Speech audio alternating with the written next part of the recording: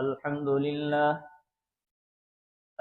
لله نحمده ونستعينه ونستغفره ونؤمن به ونتوكل عليه ونعوذ بالله من شرور أنفسنا ومن سيئات أعمالنا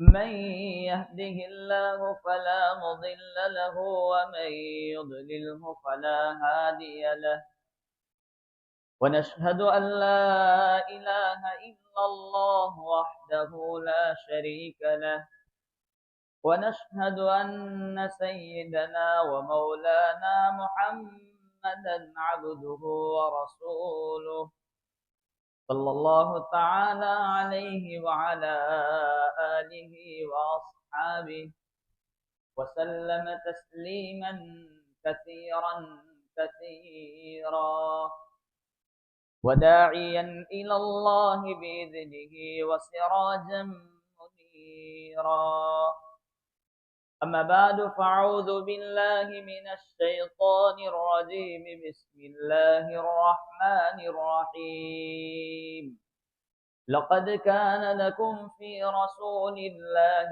أسوة حسنة لمن كان يرجو الله واليوم الآخر وذكر الله كثيرا صدق الله مولانا العظيم آئے دنیا میں بہت پاک و مکرم بن کر آئے دنیا میں بہت پاک و مکرم بن کر کوئی نہ آیا مگر رحمت للعالمین بن کر ان اللہ وملائکتہ یصلون علی النبی یا ایہا الذین آمنوا صلوا علیہ وسلموا تسلیما اللہم صل علی سیدنا محمد وعلى آل سيدنا محمد وبارك وسلم. قابل صد تکریم معزز بزرگان محترم علماء کرام اور عزیز ساتھیو، حضرت نبی پاک صلی اللہ تعالی علیہ وسلم کی سیرت طیبہ اور آپ کی پاکیزہ زندگی کے عنوان سے گفتگو اور بات چیت چل رہی ہے. گزشتہ میں نے آپ حضرات کے سامنے یہ عرض کیا تھا کہ نبی پاک صلی اللہ تعالی علیہ وسلم اس طرح اپنی قوم میں رہتے ہیں کہ سب سے زیادہ با اخلاق، بات میں سچائی، زبان پر جھوٹ نہیں اور اپنی زبان کو غلط باتوں سے بچانا. یہی وجہ تھی کہ آپ کی قوم نے آپ کو امین کے لقب سے موسوم کیا، امین کے لقب سے یاد کرنے لگی.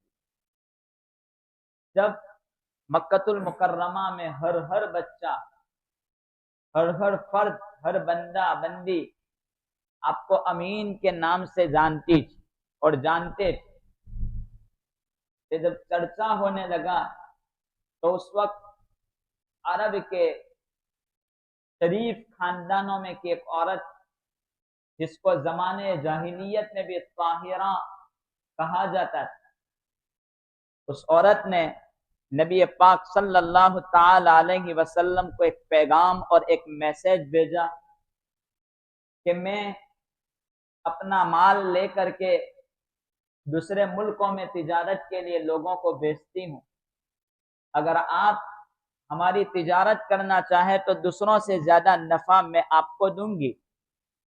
چنانچہ اس طاہرہ اور پاک باز عورت کا پیغام جب آیا، نبی پاک صلی اللہ تعالی علیہ وسلم نے اپنے چچا ابو طالب کی مالی حالت چونکہ کمزور تھی تو قبول فرما لیا کہ جی ہاں میں تجارت کے لیے تیار ہوں.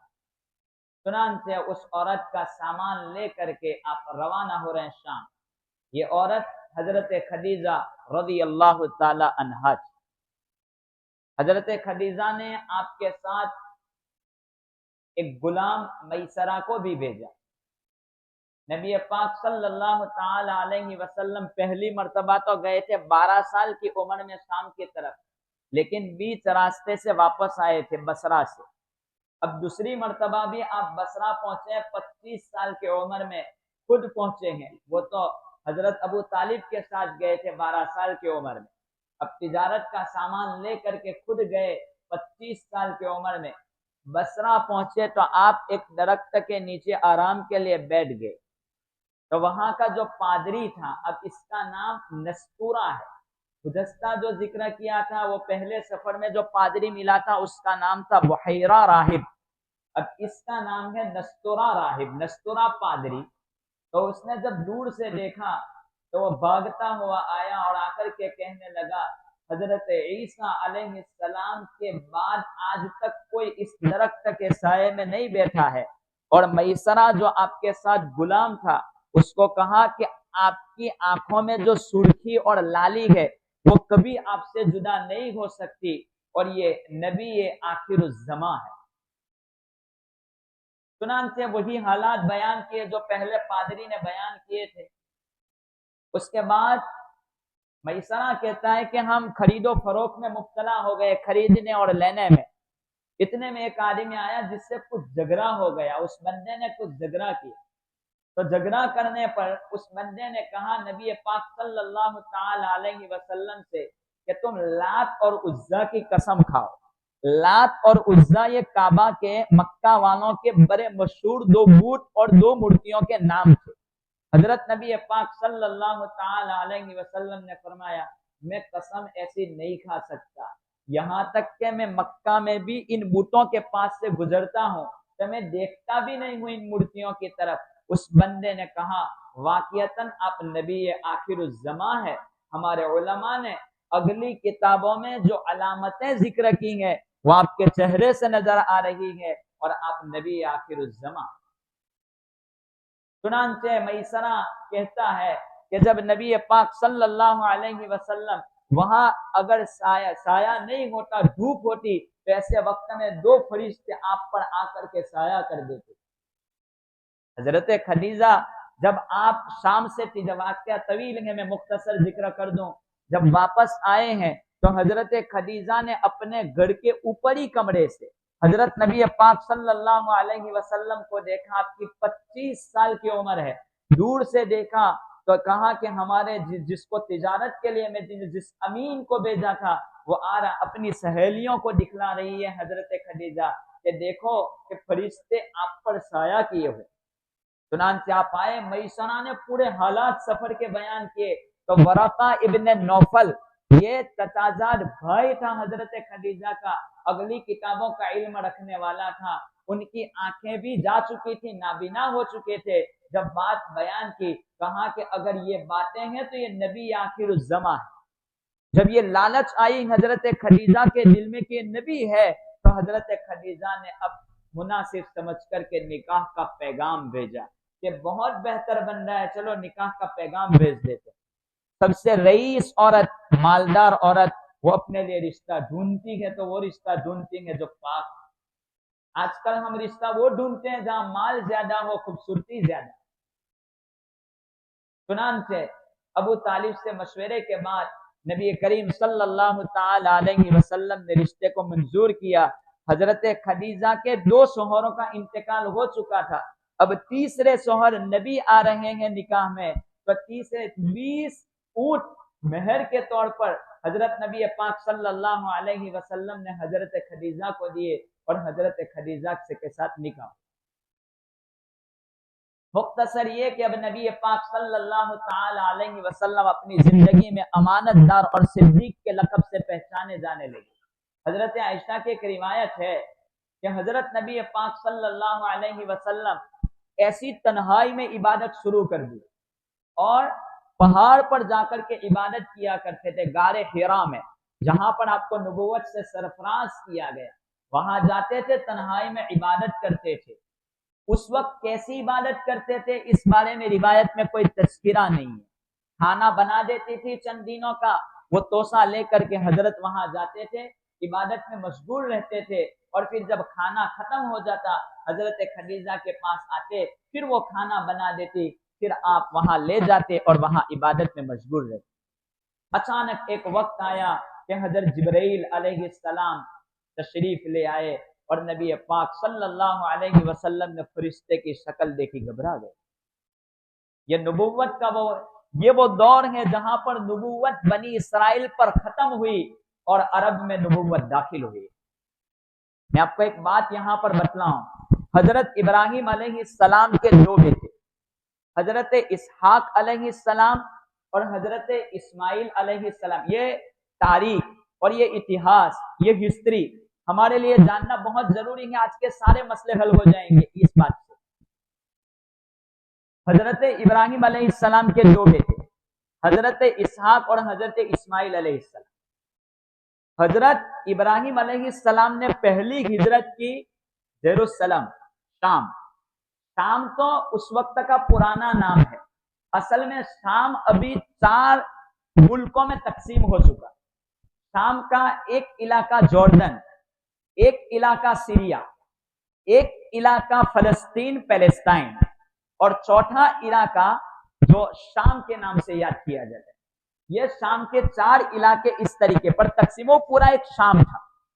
حضرت ابراہیم کو پہلی ہجرت کرنے کا حکم ملا تو وہاں سے وہ پہنچے شام، اور شام پہنچنے کے بعد آپ کے بیٹے اسحاق علیہ السلام، ان کے بیٹے یعنی ابراہیم کی تیسری نسل پر حضرت یعقوب علیہ السلام، تو یعقوب ابن اسحاق ابن ابراہیم، تو یعقوب علیہ السلام جو ہیں ان کو اسرائیل کہتے ہیں۔ یعقوب علیہ السلام کو وہ لوگ کیا کہتے ہیں؟ اسرائیل۔ اب اسرائیل سے 4000 تقریباً انبیاء آئے ہیں بنی اسرائیل کے۔ بنی اسرائیل میں جتنے نبی آئے اتنے نبی کسی قوم میں نہیں آئے، تو اسی لیے یہ 4000 انبیاء کرام علیہ السلام حضرت ابراہیم کی ایک بیٹے کی نسل سے چلے ہیں، حضرت اسحاق علیہ السلام کی نسل سے۔ یہ پاک جگہ میں، اور وہیں پر یہ یروشلم، یا اس کو مسجد اقصی کہہ دیں یا اس کو فلسطین کہہ دیں، اصل میں وہ علاقہ بڑا بابرکت علاقہ ہے، وہاں بہت سارے انبیاء کا مدفن ہے، قبریں ہیں۔ میں آپ کو ایک بات بتلاؤں کہ یہاں پر جھگڑا پیدا کیوں ہوا اور کیا مسئلہ ہے پورا سلسلہ۔ اصل میں یہ نبوت جب نبی پاک صلی اللہ تعالی علیہ وسلم کی طرف ٹرانسفر ہو چکی بنی اسرائیل سے نکل کر کے، انہوں نے اگلی کتابوں میں، یہود و عیسائیوں نے اگلی کتابوں میں نبی پاک صلی اللہ تعالی علیہ وسلم کی امت کے فضائل بہت پڑھے کہ آخری نبی کی امت کی فضیلتیں یہ ہوگی، وہ ہوگی، وہ ہوگی، وہ ہوگی۔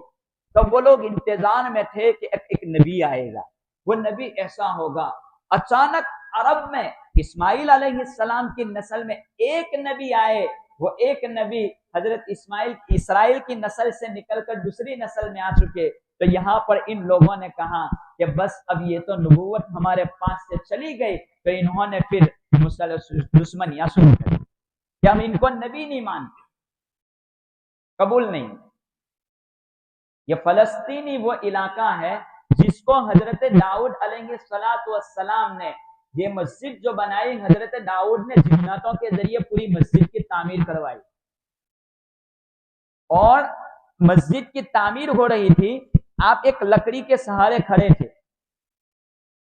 انتقال ہو چکا آپ کا، جنات تعمیر میں لگے ہوئے، انتقال ہو چکا لیکن کچھ ہوا نہیں، وہ لکڑی کے سہارے ہیں۔ جب دیمک نے، اڈئی نے وہ لکڑی کو کھانا شروع کر دیا تو کھاتے کھاتے دیمک نے پوری لکڑی کو کھا لیا، پوری لکڑی کھا کر کے ختم ہو کر دی انہوں نے، تب سہارا ٹوٹا، حضرت داؤد علیہ السلام زمین پر گر چکے، تو وہ سمجھے تو انتقال کر چکے۔ ایک طرف مسجد کا کام ختم ہوا تو دوسری طرف حضرت وہ لکڑی بھی ختم ہو چکی۔ کہا کہ پہلے سے پتا ہوتا تو ہم اتنی محنت نہیں کرتے مسجد بنانے۔ فلسطین اور پیلسٹائن اتنا پاکیزہ علاقہ ہے جہاں پر حضرت مریم علیہ السلام کی حضرت مریم سے حضرت عیسیٰ کی جو ولادت ہوئی ہے اس علاقے میں بغیر باپ کے، اور حضرت زکریا کو ایک مسجد میں، ایک محراب میں آپ کو جنتی پھل جو ملتے تھے وہ بھی یہاں پیلسٹائن میں ملتے تھے۔ حضرت زکریا کو حضرت سلیمان علیہ السلام نے دعائیں کی تھی کہ اللہ تعالیٰ مجھے ایسی حکومت دے دے کہ میرے بعد قیامت تک کسی کو ایسی حکومت نہیں ملے۔ چنانچہ ایسی حکومت حضرت سلیمان کو ملی ہے کہ ان کے بعد آج تک وہ حکومت کسی کو نہیں ملی۔ دوسری ایک بات کہی تھی کہ اللہ جو اس مسجد میں نماز پڑھ لے مسجد اقصی میں، تو اس کے گناہ ایسے معاف ہو جاتے ہیں جیسے اس کی ماں نے آج اس کو پیدا کیا، کوئی گناہ اس کے نامہ عمل میں باقی نہیں رہتا۔ اتنی ساری فضائل ہے۔ ایک صحابی نے رسول اکرم صلی اللہ تعالی علیہ وسلم سے سوال کیا، اللہ کے رسول صلی اللہ تعالی علیہ وسلم، فلسطین مسجد اقصی کیا چیز ہے؟ رسول اکرم صلی اللہ علیہ وسلم نے فرمایا بڑی بابرکت جگہ۔ کہا کہ کیا وجہ؟ کہا کہ اگر کوئی وہاں پر سفر کر کے ایک نماز پڑھ لے تو دوسری مسجدوں میں 1000 نماز پڑھنے کے برابر درجہ رکھتا ہے، کہ دوسری مسجد میں آپ 1000 نماز پڑھو، مسجد اقصی میں ایک نماز پڑھنے کا ثواب اتنا مل جاتا ہے۔ پھر کہا کہ اللہ کے رسول اگر میں وہاں نہ پہنچ سکوں تو، یعنی کوئی وہاں نہ جا سکے، فلسطین سفر نہ کر سکے، تو کیا کریں؟ حضرت نبی پاک صلی اللہ، ابن ماجہ کی روایت ہے، حضرت نبی پاک صلی اللہ تعالی علیہ وسلم نے فرمایا کم سے کم آپ تیل وہاں بھیج دو۔ تیل کا تیل کیا کام دے گا؟ کہا کہ تیل سے وہ مسجد کی روشنی میں اجالا ہوگا، روشنی میں کام دے دے گا، چراغ جلانے میں کام آئے گا۔ لہذا آپ اگر وہاں نہیں پہنچ سکتے تو مسجد اقصی میں آپ تیل بھیج دیا۔ یہ فضائل رسول اکرم۔ ہمارا قبلہ اول، یہ 16 مہینے تک اس امت نے بھی کعبۃ اللہ کے بجائے وہاں پر نماز پڑھی۔ ہمارا مدینہ پہنچے، نماز وہاں پر جو ہوتی تھی، اور آج بھی مدینہ میں وہ مسجد ہے قبلتین کے نام سے، جہاں قبلہ چینج کیا گیا، تو وہاں پر پہلے مسجد اقصی کی طرف نماز رک کر کے نماز پڑھی جاتی تھی۔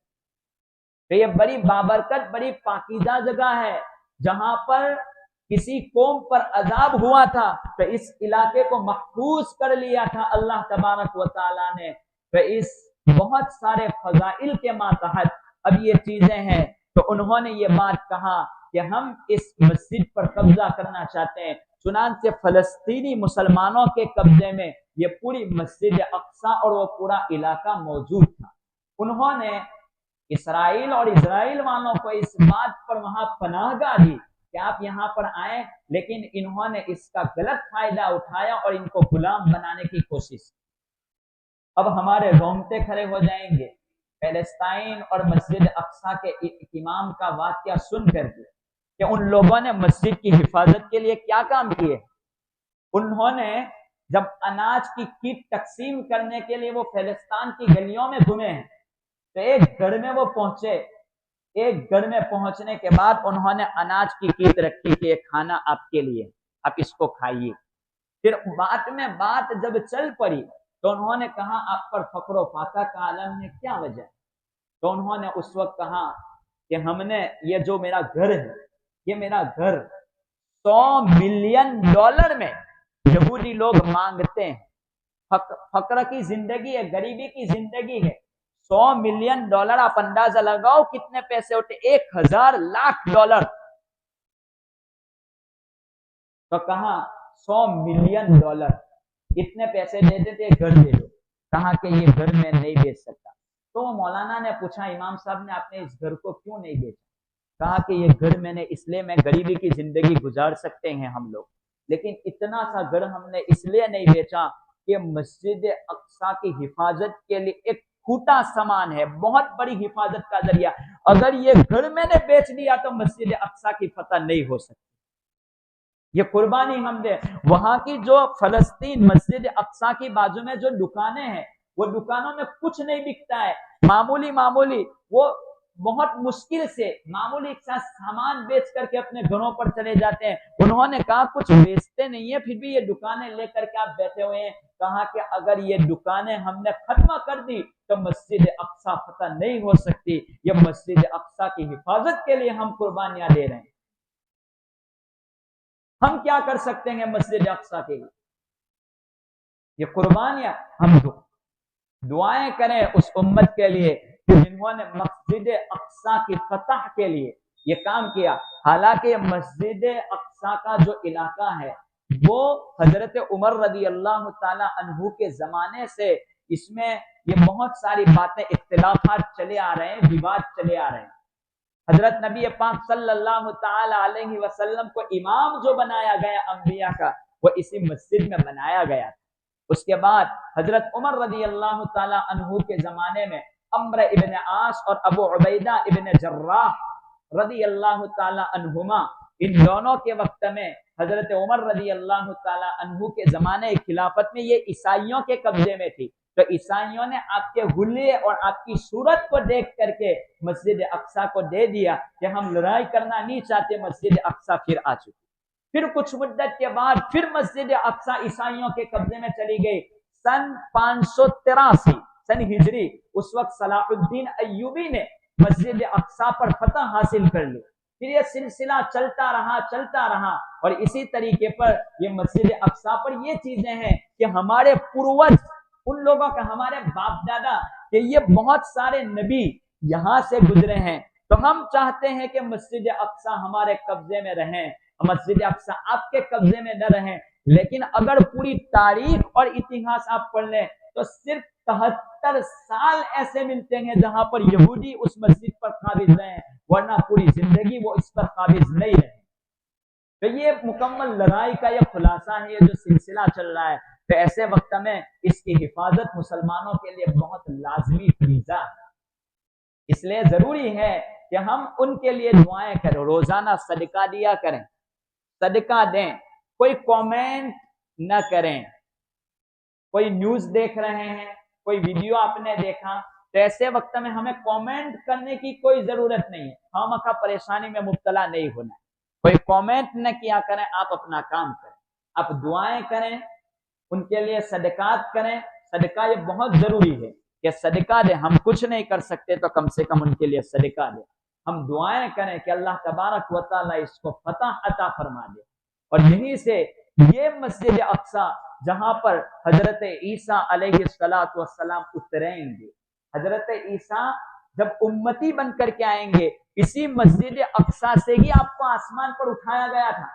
یہی جیروسلم اور یہی شام کا علاقہ، وہیں سے حضرت عیسیٰ، جب یہودی نے ان کو مارنا چاہا تو اللہ تعالیٰ نے آسمان پر ان کو اٹھا لیا، اور قرب قیامت حضرت عیسیٰ علیہ السلام مسجد دمشق کی وہی جامع مسجد، اس کے مینارے پر حضرت عیسیٰ علیہ السلام اتریں گے۔ اترنے کے بعد فجر کی نماز کا وقت ہوگا، اور حضرت امام مہدی اس وقت نماز کے لیے بالکل تیار ہوں گے۔ فجر کے وقت میں دیکھیں گے کہ حضرت عیسیٰ اتر کر کے آ رہے ہیں، تو کہیں گے آپ نماز پڑھائیے، کہا کہ نہیں، نماز آپ پڑھائیں گے، امام مہدی نماز پڑھائیں گے۔ اس وقت جیسے حضرت عیسیٰ علیہ السلام کی خوشبو جب مہدی کو، وہ دجال کو، اس کو نظر آئے گی، حضرت عیسیٰ جیسے ہی اتریں گے تو ان کے آنے کی مہک سے وہ بڑھتا چلا جائے گا، وہ پگھلتا چلا جائے گا، پگھل کر کے وہ ختم ہوگا، اور باب لد کے پاس ایک دروازہ ہے، وہیں پر حضرت عیسیٰ علیہ السلام اس کو ختم کریں گے۔ یہ پہلے سے ایک روایت میں تو یہ ہے کہ جہاں پر قرب قیامت کے بعد قیامت قائم ہوگی، اس کے بعد جب سارے لوگوں کو ایک میدان حشر میں جمع کیا جائے گا، تو ایک روایت تو یہ ہے کہ یہی وہ میدان ہے جہاں پر ساری قوم جمع ہو جائے گی، میدان محشر اسی جگہ پر قائم ہوگا۔ مسلمانوں، حالات یہ ہیں کہ ایسے وقت میں ہمیں رجوع اللہ کی ضرورت ہے، ہمیں ان مسجدوں کو آباد کرنے کی ضرورت ہے۔ ہم ایسا نہیں کہ ہم غفلت میں اپنی زندگی گزارا کریں۔ یاد رہے، اگر دوسری قوموں کے پاس، اگر ہمارے 20 ملک ان کے اسلحہ اور ان کے ہتھیار جمع کر دیے جائیں، تو دوسرا ملک کوئی غیر مسلم ممالک ملک ہے تو اس کے ایک ملک کے ہتھیار ہمارے 20 ملک پر بھاری ہے۔ تعداد کے اعتبار سے دیکھو، اسباب کے اعتبار سے دیکھو، ہمارے پاس کچھ نہیں ہے۔ 20 ملک کا ہمارا مقابلہ، ہمارے 20 ملک کا مقابلہ ان کا ایک ملک کر سکتا ہے۔ لیکن قرآن کریم کی طرف ذرا غور کریں، کم من فئۃ قلیلۃ غلبت فئۃ کثیرۃ باذن اللہ۔ لیکن ہمارے ایمان کا پاور اگر ایک ملک کا ہے تو پوری دنیا کے سارے ملک اس کا مقابلہ نہیں کر سکتے۔ یہ روحانی طاقت ہے۔ اور یاد رہے، آپ حضرت آدم سے لے کر آج تک کی تاریخ اٹھا لیں، جب تک حالات بہت خراب نہیں ہوئے ہیں وہاں تک فتح نہیں ہوئی۔ حالات بہت بگڑتے ہیں اس کے بعد فتح آتی ہے۔ کیوں ایسا؟ اس لیے کہ اگر حکومتیں ہوتی ہماری اور حکومتوں میں اگر فتح مل جاتی تو لوگوں کا اللہ تبارک و تعالیٰ کی ذات سے بھروسہ ہٹ جاتا اور لوگوں کے ایمان کمزور ہو جاتے۔ آپ تاریخ اٹھا لیں، بدر کا واقعہ اٹھا کر کے دیکھ لیں، بہت تنگ دست حالات ہو چکے، اللہ تبارک و تعالیٰ کی طرف سے فتح کا پیغام آیا۔ جب حضرت نبی پاک صلی اللہ علیہ وسلم کو عمرہ کرنے سے روکا گیا، مکہ میں داخل ہونے سے روکا گیا، مظلومیت کی زندگی گزاری گئی، فتح مکہ کا موقع آیا ہے، تو تاریخ اٹھا، بہت حالات بگڑیں گے اس کے بعد فتح آئے گی۔ تو اگر ہم فتح چاہتے ہیں، اگر ہم چاہتے ہیں کہ ہم آسانی کے ساتھ رجوع اللہ کر سکیں، مسجدوں کو آباد کریں، اپنے پروردگار کو یاد کریں، اور جو شہید ہوئے ہیں ان کے لیے دعا کریں کہ اللہ تبارک و تعالیٰ ان کی شہادت کو قبول فرمائے۔ ہم یہ امتحان نہیں دے سکتے، اللہ تعالیٰ تو ان کی مغفرت فرما، ان کے درجات کو بلند فرما۔ بات تو چلی تھی نبی پاک صلی اللہ تعالی علیہ وسلم کی نبوت کے تذکرے سے، لیکن بات یہ فلسطین کی طرف چل پڑی۔ اللہ تبارک و تعالیٰ ہمیں ان باتوں پر عمل کی توفیق عطا فرمائے، مسجدوں کو آباد کرنے کی توفیق عطا فرمائے۔ مسجدوں میں آوے 10 منٹ کوئی زیادہ وقت نہیں ہے، ایک نماز ادا کر لیں، اپنے رب کو راضی کر لیں، اے اللہ تو راضی ہو جا۔ جو لوگ اتنی ساری بھوکے ننگے اپنی زندگی بیچارے بھوک کی حالت میں گزار رہے ہیں، ایسے وقت میں ہم اپنی پڑوس کی مسجدوں میں نماز کے لیے نہیں آ سکتے، بہت افسوس کی بات ہے۔ اس لیے ضروری ہے کہ ہم نمازوں کو لازم پکڑیں۔ اللہ تعالیٰ عمل کی توفیق عطا فرمائے۔